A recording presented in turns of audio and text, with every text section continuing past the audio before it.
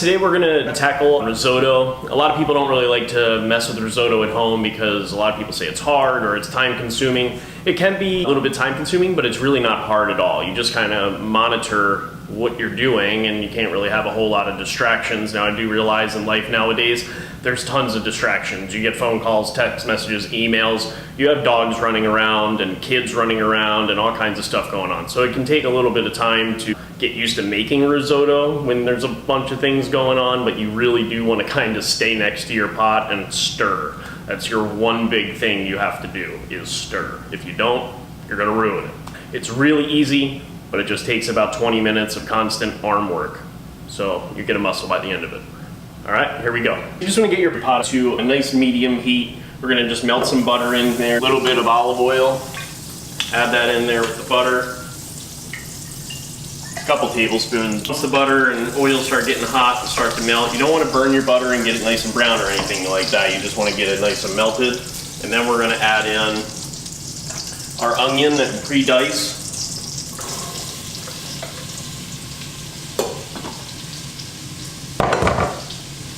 We're just going to kind of sweat that. We don't really want to fry it. We just want to kind of cook it down to release a lot of the flavor in there. One thing that always helps onion sweat is salt. Releases moisture faster.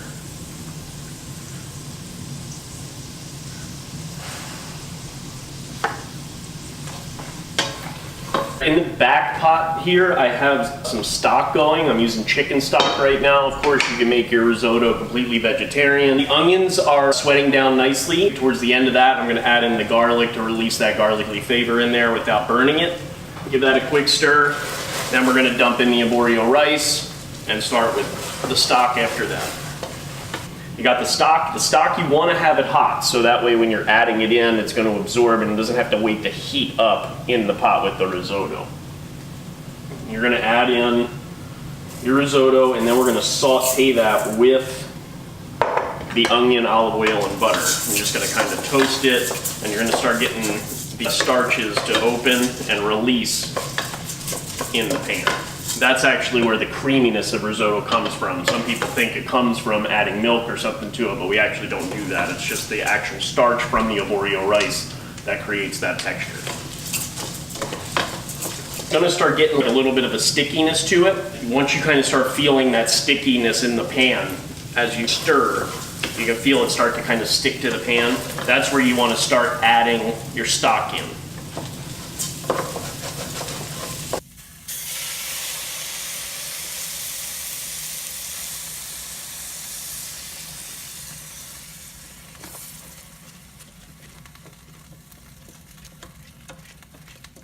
Risotto is definitely a two-hand thing. This is a heat stir. As you stir it, you're going to notice that the liquid will start to absorb, and then once it kind of starts getting a little bit of a sticky feeling again, that's when you'll add more of the stock.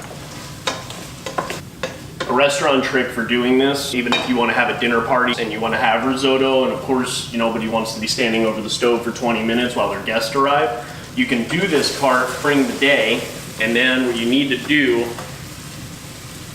is get a cookie sheet, and you can line it with tin foil if you want. I kind of don't really recommend it though. I would just leave it plain.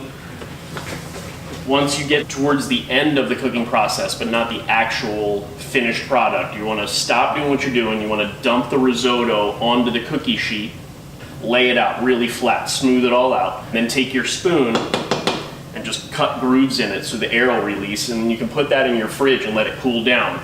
Right before you want to serve it, you have some more of your stock, put it back in the pot, get everything nice and hot again, and then add the hot stock to it, bring it up to temperature, and it'll be done in 5 minutes rather than 20 minutes. You don't have to worry about doing the whole thing from scratch in the middle of a dinner party if you want to do it that way. I usually only do about 2 ladles of stock each time. You don't want to put too much in. Just 1 or 2 ladles, stir it, wait for it to absorb, do it again and do it again and do it again. It basically gets to a tenderness just like rice would. Starting to get a really nice creaminess to it now. A few more rounds with the stock. Almost gone. I'm also going to add in a little bit of a dry white wine. Pinot Grigio works, Chardonnays work, It all just depends on your flavor. You can use marsala if you want, especially if you're doing a mushroom risotto. That comes out really nice together. Just remember, the most important part of risotto is to just keep stirring. You want to have a good, sturdy bottom pot, and that way it's get a good even heat across there, and then just keep moving it around and moving it around. It will stick and it will burn if you walk away from it. You do not want that to happen, because then you got to start all over, or you're going to be eating that nice burnt taste throughout everything.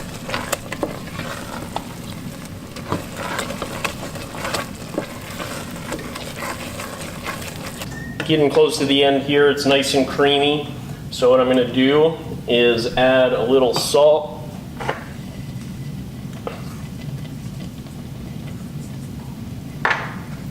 Cracked black pepper.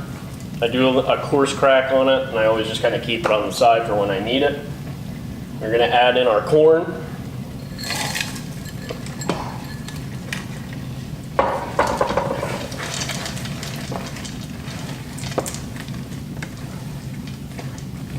Give that all a quick stir. And then Parmigiano Reggiano.